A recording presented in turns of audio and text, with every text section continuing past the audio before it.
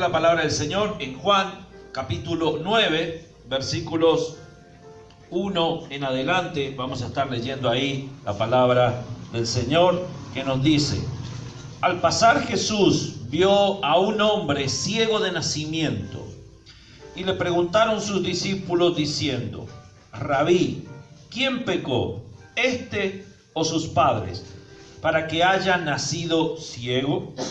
Respondiendo Jesús: no es que pecó este ni sus padres, sino para que la obra de Dios se manifieste en él. Amén. Gracias damos al Señor. Te bendecimos, oh Rey, en este día, en este momento, y te damos gracias por tu palabra que podemos leer. Ahora clamamos para que realmente seas tú, Señor, ministrándonos a través de ella, hablándonos a través de ella, y mostrando tu gracia, tu poder y tus maravillas, Señor, a través de tu palabra. Gracias, Padre, porque ella es bendita y ya bendice nuestras vidas, Señor. Gracias, Padre, porque ella nos fortalece, nos ayuda y nos guía de la manera como debemos continuar, Señor, en nuestro andar. Gracias, Padre, por todo, en el nombre de Jesús. Amén y amén. Sabe que nosotros venimos hablando ya hace bastante tiempo sobre distintos milagros que el Señor Jesús realizó. Y entre todos esos milagros que Jesús hizo, nosotros podemos encontrar este que acabamos de leer, de que Jesús sanó a un ciego de nacimiento. Pero existían ciertos conflictos en ese momento. Había ciertos discusión que había entre los discípulos, entre los fariseos y entre Jesús con respecto a este milagro. Una situación realmente, podemos decir, diferente a las de otros milagros que habían ocurrido a través del ministerio de Jesús. Una de las tristes enfermedades que nosotros vemos en este tiempo es el poder ser ciego o el ser ciego. Es una enfermedad que realmente trae tristeza a la gente. El hecho de que no pueda ver, porque pareciera que nosotros todos lo manejáramos a través de lo que nosotros vemos. Si una persona no ve, no puede subir a un colectivo, no puede ver los colores de las cosas, no puede ver, ¿no es cierto?, la naturaleza, poder ver a sus padres, a su madre, poder ver tal vez a sus hijos. No los puede ver. Toca algunas cosas y, ¿no es cierto?, y con el tacto va viendo y va considerando algunas cosas. Acá en este pasaje nos relata el caso de un ciego de nacimiento que nunca vio nada. No era que fue ciego o que se fue volviendo ciego, sino que fue ciego de nacimiento. Ahora, este ciego, tuvo una gran dicha: encontrarse con Jesús y poder experimentar algo que jamás él había visto. Lógicamente, era ciego, jamás lo había visto, jamás había visto no había visto nada ni a nadie. Y nosotros debemos decir que, en primer lugar, Jesús encontró a un ciego. No es que el ciego, lógicamente, porque no veía, fue y encontró a Jesús. No es que el ciego estaba mendigando, como el caso de Bartimeo el ciego, que estaba al costado del camino, dice, mendigando, sino que Jesús encontró al ciego. Él fue y lo encontró. Los versos 1 al 3 del pasaje que leímos dice: al pasar Jesús vio a un hombre ciego de nacimiento. O sea que Jesús encontró al ciego. Y entonces la pregunta, el verso 2, es la siguiente: y le preguntaron sus discípulos diciendo: Rabí, ¿quién pecó, este o sus padres, para que haya nacido ciego? Los discípulos preguntaron a Jesús sobre quién fue el que pecó. ¿Por qué tenían ellos la idea de que un pecado siempre trae como consecuencia enfermedades? En el común inconsciente de la gente muchas veces dicen lo mismo, que tal persona tiene tal enfermedad como por consecuencia del pecado, porque se portó mal en su vida, porque algo hizo mal, entonces como pecó, seguramente va a tener esa enfermedad en su vida, porque pecó. Nosotros debemos aclarar lo siguiente. Nosotros bien sabemos que desde el momento en que el hombre pecó en el huerto del Edén, como consecuencias llegó la muerte, llegó el cansancio, llegó la fatiga y llegó, ¿no es cierto?, las enfermedades a la humanidad. Pero no quiere decir eso, que porque yo he pecado, tengo que acarrear sí o sí una enfermedad sobre mi vida. Es verdad que existen enfermedades las cuales son consecuencias del pecado, como por ejemplo el SIDA, porque seguramente la persona tal vez no tuvo relaciones correctas como debía ser, y tal vez se contagió de esa enfermedad. Pero hay otros que se han contagiado de esa enfermedad y no fue por haber cometido ningún pecado.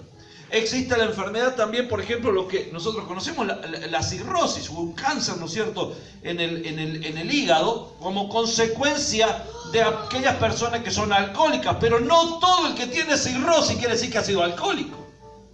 Puede ser una hepatitis mal curada y le produjo eso. Pero no siempre tenemos que tener la idea de que porque alguien pecó, como consecuencia tuvo el pecado. Perdón, como consecuencia tiene una enfermedad. Ahora, veamos esto, y a mí me causó gracia cuando yo leo este texto. Porque los discípulos le dicen al Señor: Señor, dinos, ¿quién pecó? Dicen, ¿los padres o este pecó para que naciera ciego? Si tal vez los padres pecaron, y como consecuencia del pecado de los padres, el niño nació ciego, pues puede ser correcto. Pero era ciego de nacimiento. ¿Qué pecado cometió el niño antes de haber nacido? ¿Me entienden? Porque ¿qué es lo que dice ahí? Pecó él o sus padres para que haya nacido ciego. O sea, como diciendo, no era lógica la pregunta que estaban haciendo. No era correcta la pregunta que estaban haciendo. Porque un niño no había cometido pecados todavía, y menos aún como si estuviera en el vientre de su madre. Entonces parece ser como que diciendo, o vivieron pecando sus padres o sus abuelos, o quién fue el que pecó, porque por consecuencia de eso este hombre está enfermo. Hermano, cada uno carga sobre sí mismo las consecuencias de sus propios pecados, si es que Dios nos llega a hacer pagar algo de eso. Yo no voy a pagar por consecuencia de los pecados de mis padres. ¿Me entienden? Puedo llegar a tener ciertas cosas, pero yo tengo que pedir perdón a Dios, me arrepiento al Señor, y el Señor me va a perdonar todos mis pecados y va a sanar mi vida y me va a libertar de eso. Pero yo, ¿por qué tengo que pagar por consecuencias de los pecados de mis padres? Dios no es injusto para hacer eso. Dios no es injusto en eso. Pero el común de la gente tenía esa idea, y los mismos fariseos también tenían esa idea. Los discípulos del Señor creían eso, según el verso 2 que hemos leído. Los fariseos creían eso también. En el mismo pasaje, en el capítulo 9, el verso 34, dice ahí: respondieron y le dijeron, tú naciste del todo en pecado y nos enseñas a nosotros. Y le expulsaron, como diciendo, tú has sido un pecador ciego, por eso tienes esa ceguera. Entonces tú, si has sido pecador, no me puedes enseñar a mí, decían los fariseos. Entonces los fariseos tenían esa idea también. Pero había otro conflicto más grande y mayor aún ahí, que vamos a ver un poquito más adelante. ¿Por qué? Porque Jesús rompe esa idea y demuestra que no es que uno ha pecado o que el otro ha pecado, sino que es para demostrar el poder de Dios. Porque el poder del Padre es superior a todo pecado y es superior a toda enfermedad que puede existir. O sea, puedes haber pecado, puedes estar enfermo, pero el Señor perdona tus pecados y el Señor sana tus dolencias también. Fíjate, hay 3 pasajes que yo les voy a compartir. 2 están en Isaías y el otro en el libro de Lucas. Isaías capítulo 29, si usted me acompaña, usted lo tiene también ahí escrito, los podemos ver. Isaías 29, 18 dice: En aquel tiempo los sordos oirán las palabras del libro y los ojos de los ciegos verán en medio de la oscuridad y de las tinieblas. Isaías 35:5 dice: entonces los ojos de los ciegos serán abiertos y los oídos de los sordos se abrirán. Lucas capítulo 4 verso 18: el Espíritu del Señor está sobre mí, por cuanto me ha ungido para dar buenas nuevas a los pobres. Me ha enviado a sanar a los quebrantados de corazón, a pregonar libertad a los cautivos y vista a los ciegos, y a poner en libertad a los oprimidos. Amén. Y ese mismo pasaje se reitera también en Isaías capítulo 61 versículo 1, la única parte que no menciona ahí de que el Señor iba a sanar a los ciegos. ¿Cuál era el problema y el conflicto que vivían los fariseos con respecto a que este ciego había sido sanado? Los fariseos eran unos conocedores expertos de las Escrituras y sabían que el Mesías que iba a venir era el único que tenía poder para sanar a los enfermos, pero era el único que tenía poder para sanar al ciego. El único que tenía poder. Estos dos pasajes de Isaías nos demuestran eso, nos están hablando de la venida del Señor a la tierra. Pues si ellos estaban viendo el milagro que estaba sucediendo en el ciego, ellos tendrían que haber dicho: este es el Mesías prometido. Pero como ellos iban en contra de Jesús, no querían aceptar que era el Mesías prometido. Ese era el conflicto grande que ellos tenían. Ellos no querían aceptarlo. Hay veces que la gente vive en esa misma soberbia. Muchos de que están por ahí, que usted conoce, usted le dice: vaya, anda a la iglesia. No, sí, algún día voy a ir. Y la gente sabe que es bueno ir y relacionarse con Dios, pero la soberbia les tira más. El que dirán, el que me ven, si me ven en la iglesia, el que si creen que yo me vuelvo un loco que va a andar cantando por ahí. Entonces no quieren acercarse al Señor por consecuencia de eso, por simplemente el que dirán, por ese orgullo, por esa soberbia. Pero sabe, la palabra del Señor dice que toda rodilla se doblará y que toda lengua confesará que Jesucristo es el Señor. Entonces, si eso va a pasar en el futuro, vayámonos preparando desde ahora. No esperemos al futuro para que alguien nos obligue a hacer eso, sino de buena voluntad nosotros glorifiquemos y exaltemos el nombre del Señor en este tiempo. Nosotros luego vemos ahí los versículos 4 y 5 de este mismo pasaje que veníamos leyendo, nos hablan de la obra que Jesús vino a hacer. Y dice ahí el texto, para que no nos quede inconcluso, verso 4: me es necesario hacer las obras del que me envió, entre tanto que el día dura. La noche viene cuando nadie puede trabajar. En tanto que estoy en el mundo, luz soy del mundo. ¿Qué estaba diciendo ahí el Señor? Yo vine a hacer esta obra, yo vine a hacer esta tarea, yo vine a hablar buenas nuevas de salvación y lo tengo que hacer en este tiempo. Cuando tengo tiempo para poder hacerlo, lo voy a hacer.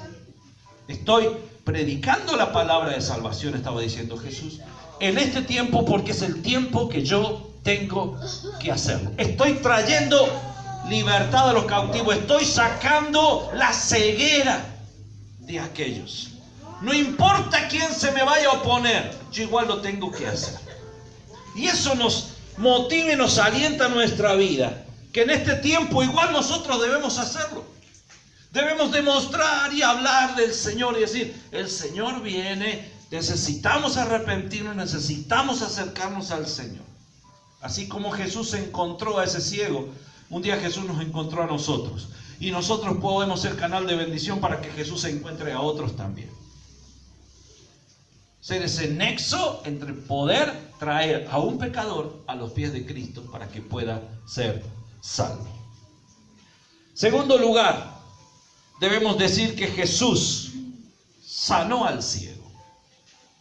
Los versos 6 y 7 dice ahí el texto que venimos viendo. Dicho esto, escupió en tierra e hizo lodo con la saliva. Y untó con el dedo los ojos del ciego y le dijo: ve a lavarte en el estanque de Siloé, que traducido es enviado. Fue entonces y se lavó y regresó viendo. Este milagro que Jesús hizo, nosotros vemos una de las maneras usadas por Jesús, uno de los métodos utilizados por Jesús, poco convencionales. Vemos una de las maneras más discutidas para poder sanar a una persona. Si a usted le dicen: mira, acá hay uno que escupe en la tierra, hace lodo, hace barro, te unta los ojos y vos vas a quedar sano de la vista, ¿usted va a ir? Está medio difícil, está medio complicado. Uno antes de decir que sanidad va a decir: ¿quiero qué? Brujo. Porque lo importante ahí, lo que nosotros estamos viendo, los discípulos, los fariseos y Jesús, ninguno discutió del método ni la forma para sanarlo. Los fariseos no vinieron a decirle a Jesús: Jesús, no podés hacer eso de escupir en la tierra, de hacer barro. No podés hacer eso. Ninguno discutió esa situación. ¿Por qué? Porque vieron el producto final. Vieron lo que había sucedido. Ahora, veamos esto. Lo que funcionó en ese método, ¿qué fue? ¿Fue el barro? ¿Fue la saliva? ¿Fue el lodo que él hizo? ¿Fue el agua del estanque lo que hizo el milagro? No. Dice la palabra del Señor, o nosotros podemos destacar de ahí y sacar de la palabra del Señor para nosotros lo siguiente: la orden fue dada por Jesús. Segundo, la obediencia que el ciego tuvo a esa orden. Tercero, la fe del ciego puesta en Jesús. Y cuarto, la presencia del Señor en ese lugar. Eso fue lo que hizo el milagro, hermano.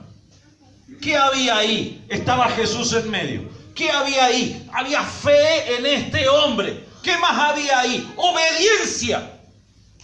Porque para que exista un milagro tiene que haber eso. Tiene que haber fe y tiene que haber obediencia y tiene que estar la presencia del Señor haciendo el milagro. Si no funciona así, no va a funcionar. No importa si hay agua, si hay tierra, si hay barro, si hay lugar donde ir a lavarse. Necesitamos la presencia del Señor en nuestra vida. Necesitamos creer en lo que Él nos dice y necesitamos obedecer a la palabra del Señor. Y de esa forma el milagro va a suceder en nuestra vida. Necesitamos cumplir todo eso, tomarnos de todo eso. Cuando llegamos a Jesús, nosotros estábamos como este ciego, mi hermano. Y tal vez peor. Porque muchos de nosotros tal vez éramos ciegos de nacimiento. O sea que jamás sabíamos la realidad espiritual que se movía alrededor nuestro. Mas cuando llegamos al Señor, el Señor sacó toda esa ceguera y nos dio luz, nos dio claridad. Fíjense cómo dice ahí en 1 Corintios capítulo 2, versículos 14 al 16. Pero el hombre natural no percibe las cosas que son del Espíritu de Dios, porque para él son locura y no les puede entender, porque se han de discernir espiritualmente. En cambio, el espiritual juzga todas las cosas, pero él no es juzgado de nadie, porque ¿quién conoció la mente del Señor? ¿Quién le instruirá? Mas nosotros tenemos la mente de Cristo. ¿Qué quiere decir este texto con respecto a la ceguera? Cuando nosotros llegamos a los pies de Cristo, Cristo nos hizo libre. Cristo nos sacó esa ceguera espiritual que nosotros teníamos y colocó su mente en nuestra vida. Por eso las cosas que antes nos parecían locura, y a que a muchos les parece locura, porque a muchos les parece locura venir a la iglesia, a muchos les parece locura de que uno tenga fe, a muchos les parece locura de que uno ore, a muchos les parece locura de que uno pueda alabar el nombre del Señor. Pero como dijo Pablo, bendita locura. Gloria a Dios por esa locura. Qué bendición poder tener esa locura en mi vida, porque esa locura es la que me llevó a la salvación. Me llevó a abrir mis ojos espirituales y entender las cosas buenas y las cosas malas. Entender la lucha espiritual que se libra a favor mío, porque Jesús es el que pelea a favor tuyo. Él es el que pelea por nosotros. Él es el que nos ayuda en todo tiempo y momento. Y nosotros vemos aquí que, en tercer lugar, Jesús se relacionó con el ex ciego. Vamos. Porque primero era ciego, Jesús lo sanó y después quedó el ex ciego, o sea, el que antes era ciego.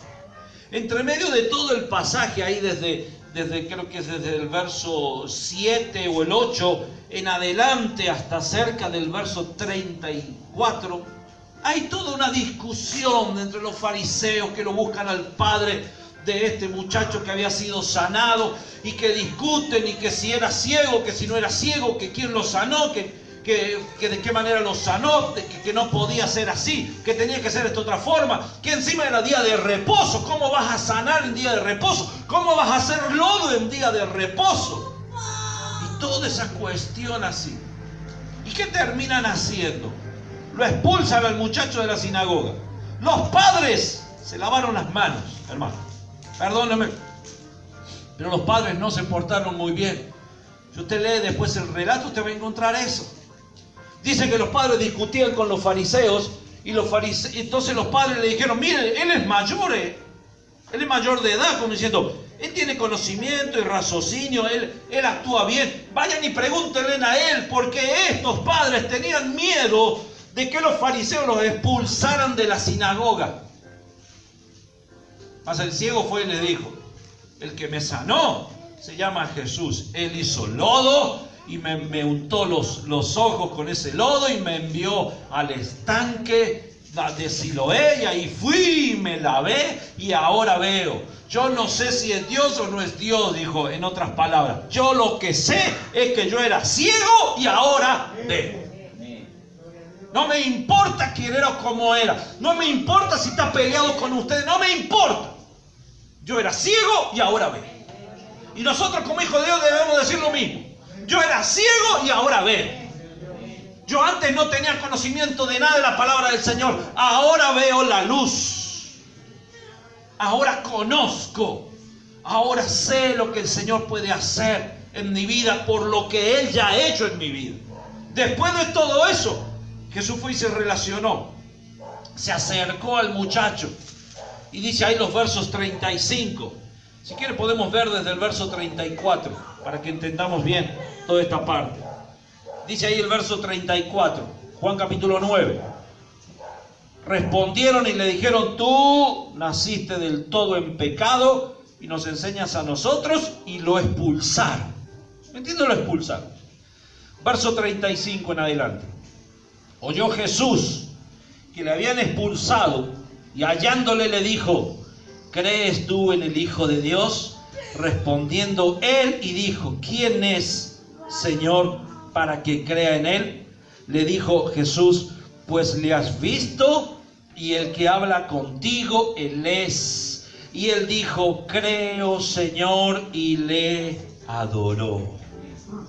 Dijo: creo, Señor, y le adoró. Que nosotros podemos ver aquí que Jesús se relacionó con el ciego, que Jesús tomó al hombre y le manifestó, se manifestó a su vida y se relacionó con él de una manera profunda y no religiosa. Jesús fue al ciego y como que le dijo esto: no importa si estos te echan de la sinagoga, no importa. Yo te voy a mostrar y me voy a relacionar contigo de una manera viva y eficaz, de una manera diferente, porque no importa el lugar donde tú estás, lo importante es estar con el Señor. Puedes estar tal vez adentro de la sinagoga y el Señor no está ahí, entonces sal fuera de ese lugar. Tienes que ir a la presencia del Señor, estar unido al Señor. Eso es lo importante. Entonces Jesús le dijo: yo soy el que habla contigo. Se le reveló de una manera que solamente a los discípulos se le había revelado. Porque no a todos Jesús le dijo que Él era el Mesías. No a todos. Pero a este sí, porque vio el corazón que Él tenía. ¿Y qué dice que hizo este hombre que antes era ciego? Dice que creyó. Que siguió creyendo, podríamos decir. Porque creyó para sanidad, pero ahora estaba creyendo para salvación. Y lo segundo, que le adoró. O sea, reconoció que era Dios. Porque el judío tenía algo bien claro, mi hermano. Ellos no adoraban otra cosa que no fuera Dios. Ellos adoraban solamente a Dios. Por eso Él fue y le adoró. En conclusión, nuestra vida es semejante a la vida de este hombre ciego. Es muy parecida. El Señor nos encontró ciego. El Señor sanó nuestra ceguera espiritual. Y el Señor desea tener comunión con nosotros siempre. No quiere sanarte, salvarte y que tú sigas tu camino. No. Él quiere seguir en comunión contigo siempre.